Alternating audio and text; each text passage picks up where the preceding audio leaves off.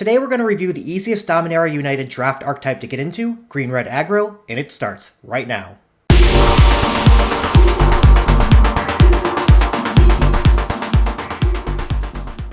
Dominaria United is a banger of a draft format. It's an all-timer, one of the best draft formats ever. There's not only 10 color pair archetypes, but there are different flavors with all the different splashes you could do. I said I'd make videos to review my drafts, and I wanted to start with a recent green-red aggro trophy deck of mine. This archetype is interesting because it's a beatdown deck that follows the smash through win condition, but it does so without taking the cards that other smash through win conditions want. This makes the deck often open. If you find yourself in green or red as a main color and unable to identify the open color to pair with it, leaning into this deck first is often a way to ensure you'll have a strong deck regardless.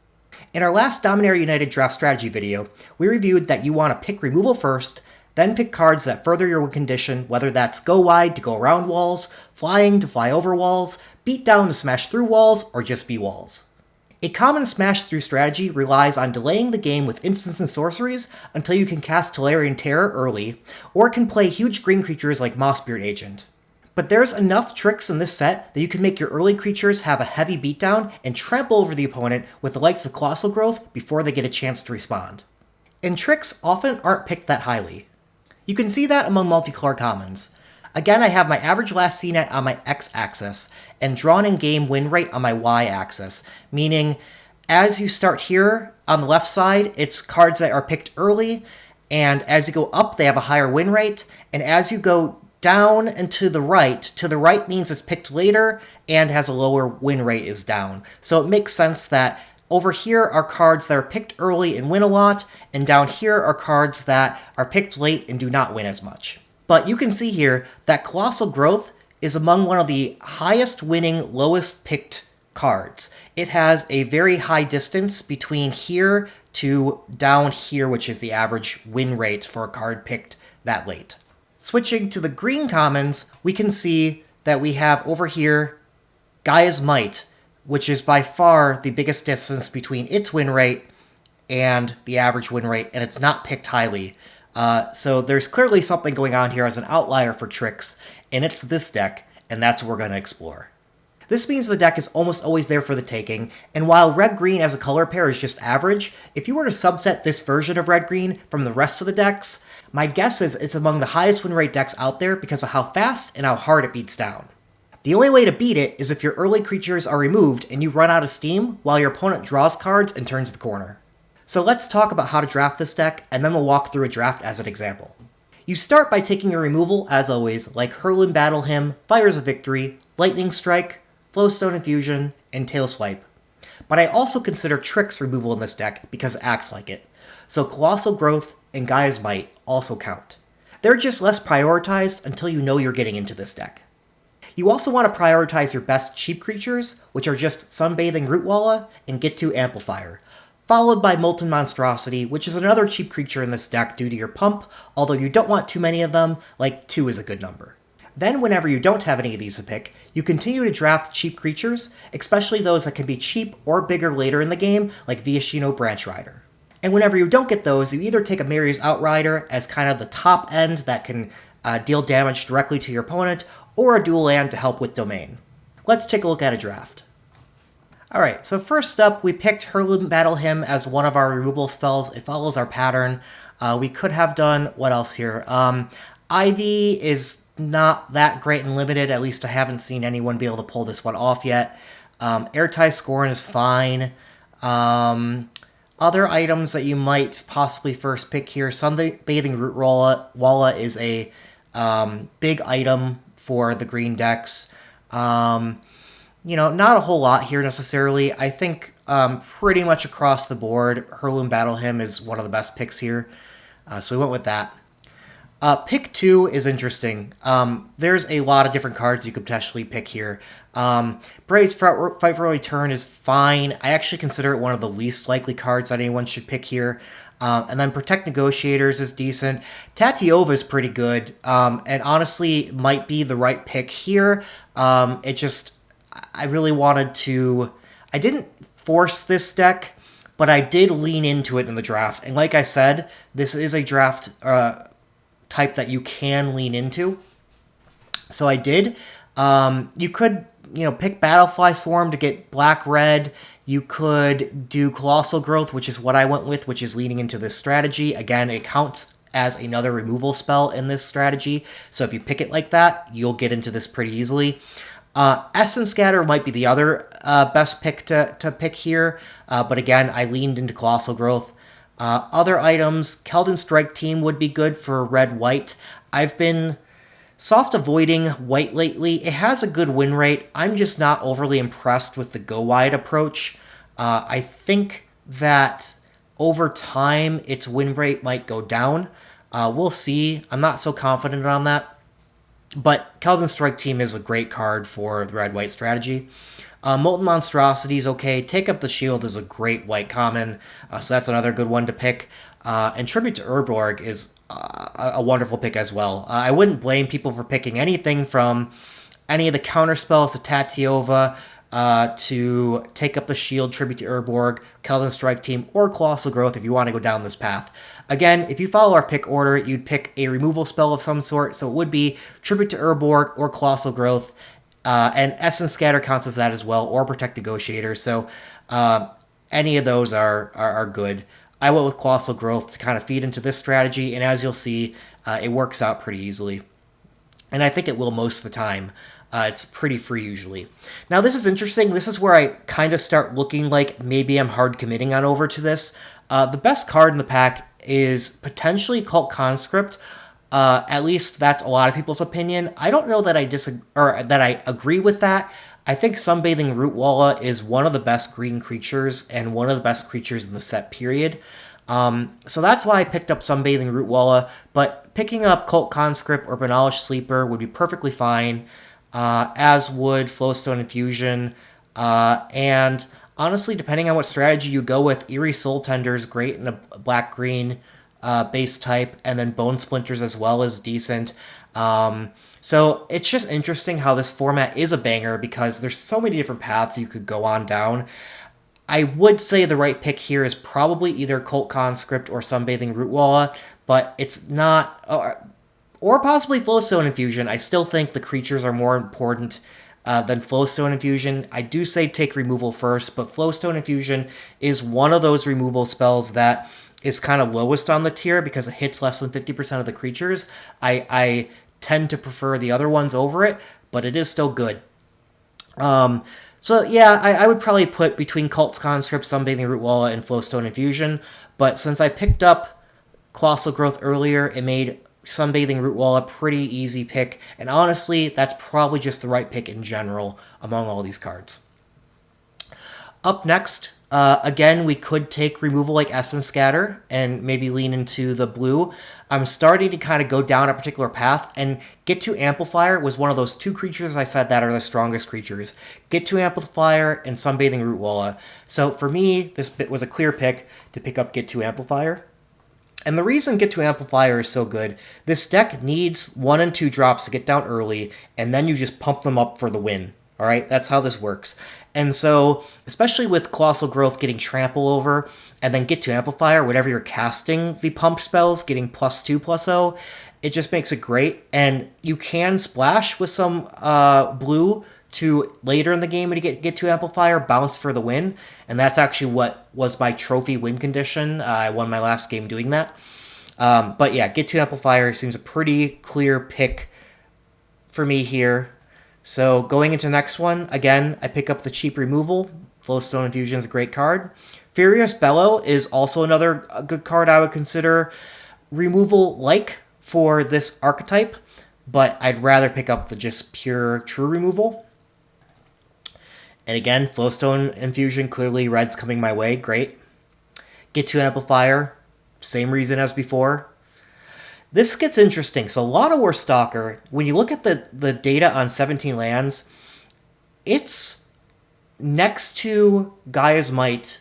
At least a couple days ago I looked at it. The second highest difference between how late it's picked to how high it wins. So it's winning a lot more than it's getting picked. And I'm not going to make the case that you should pick this early. It's not a great card. But it is a key cornerstone to making sure there's enough common cheap creatures available for this deck to get creatures on board that you can then later pump. Again, this is about getting creatures on the board. Yes, turn one in some cases. Usually in limited, I would say avoid the turn one plays. It's usually not worth a card. But when your cheap creatures can be pumped to be worth a card, it is good to have. I'm not saying it's a high pick still. I'm saying it'll come to you late, and when it does, snatch it up. So this is where I'm getting into my creatures here. I could have potentially taken a Molten Tributary.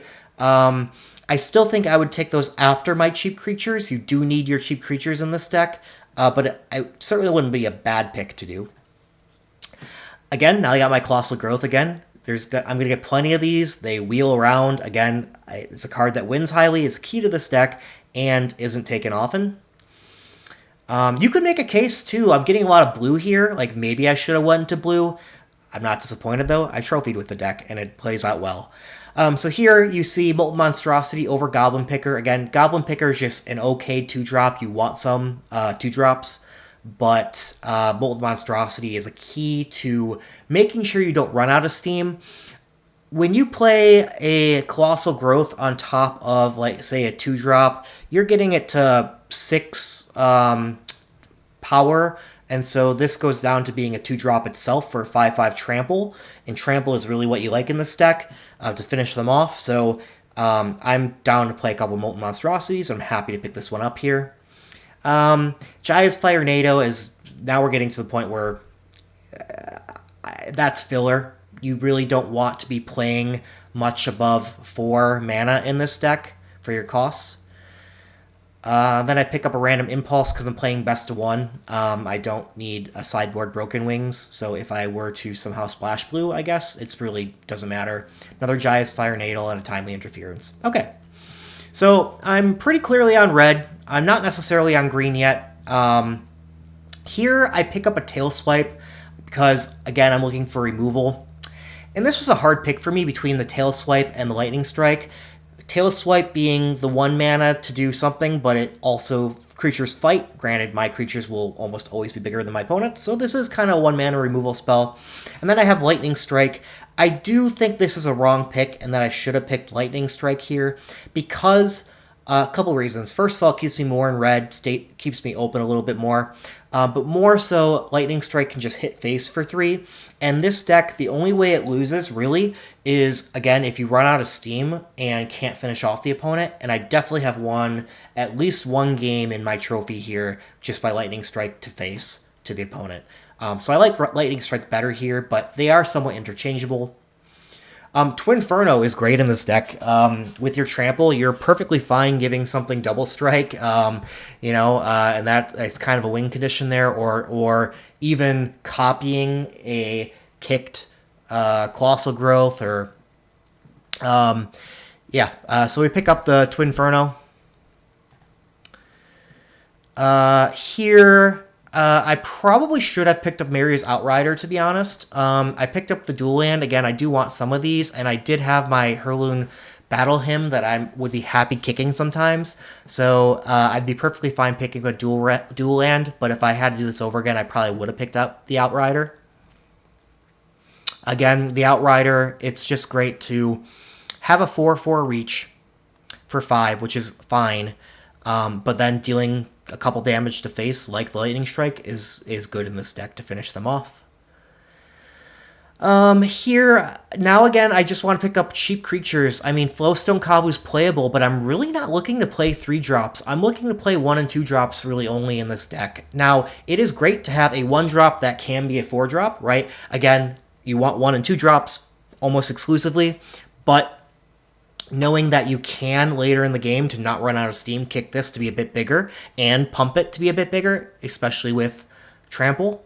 Once you cast your many Colossal Growths, works out pretty well. Tangled Islet, not a bad idea either, but I think here I'm on Viashino, Branch Rider, followed by Coalition Warbrute, followed by Tangled Islet, followed by Flowstone Kavu here. Heirloom Battle Hymn comes my way. Happy to pick that up. I'll take 3 mana for removal when it can kill, 90% of the creatures in the set. You might think, why didn't I pick Radha? Well, again, 4 mana. I don't really care. It can pump my creatures, but I have plenty of other things that'll pump them. I don't need a creature that's going to pump them. Don't get me wrong. I would consider playing this in the deck if I picked it up, but not over a removal. Again, the goal here is to smash through or remove my opponent's creatures. If I can do that, I'm going to get them down to 0. So pick that up.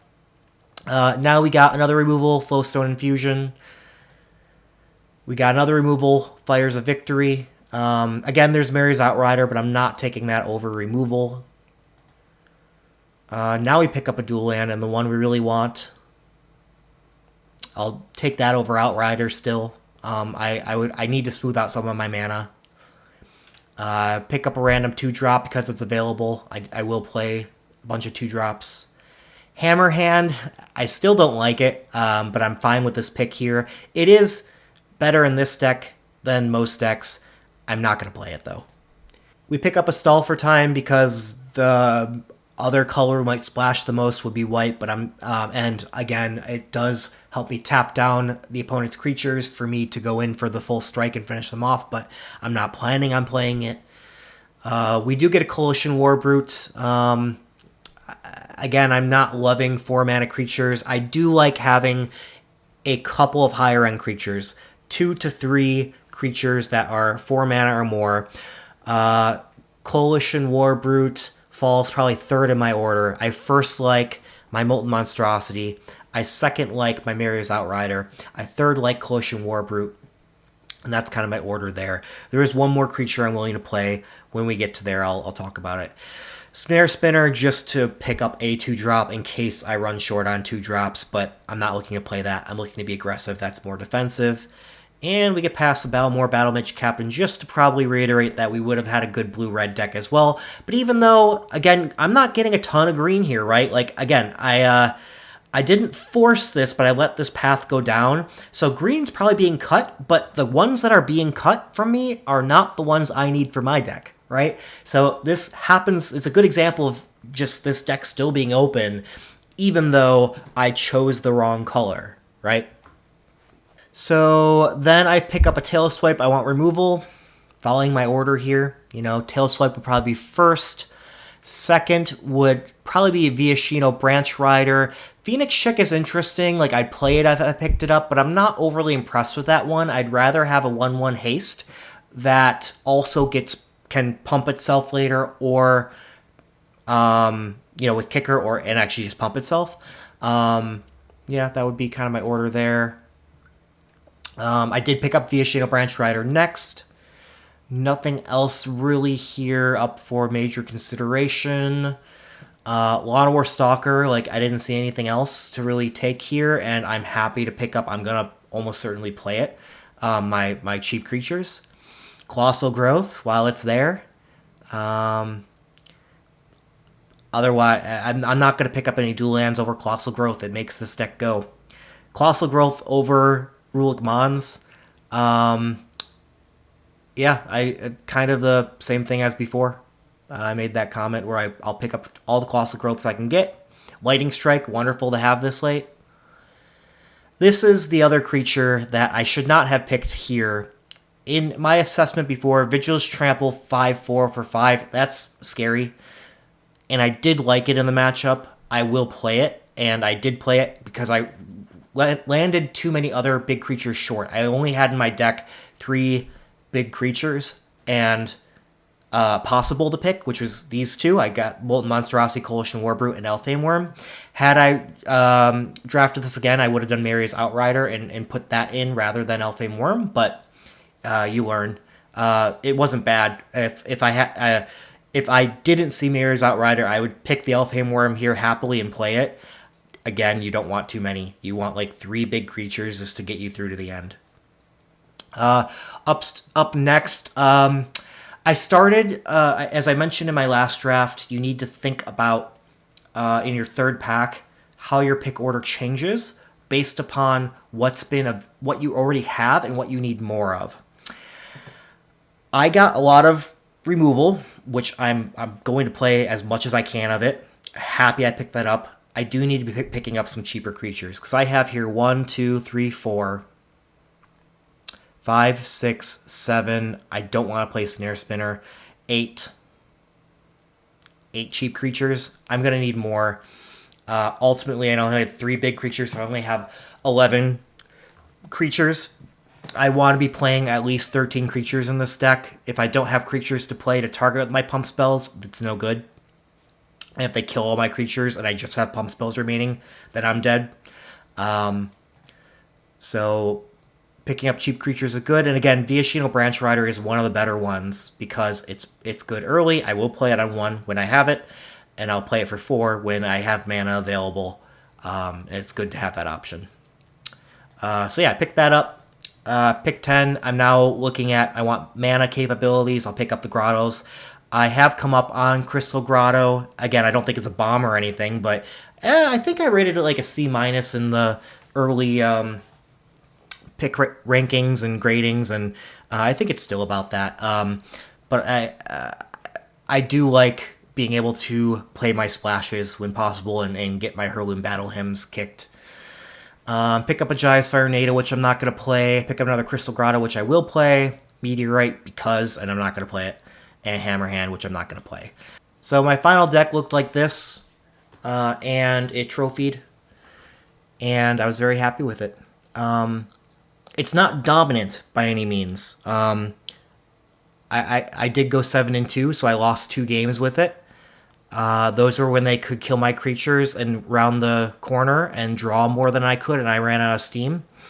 But I think they need good draws to be able to do that, and they need to be ready for this strategy. And maybe as more people pick this more highly, and over time this will normalize, and people will start picking the early removal sooner, which can hurt you. But if they don't get enough early removal fast, because you're coming out ablazing with all these 1, 2, mana creatures, you are going to trample over them. The only other thing to mention is this kind of reminds me a little bit of M20, I think it was, where it was all about putting out creatures fast and using tricks to keep up your momentum. So people may catch on to the strategy sooner, having seen this work before, and we'll see where it goes. That's all for today. Thanks, everyone. See you next time. Bye-bye.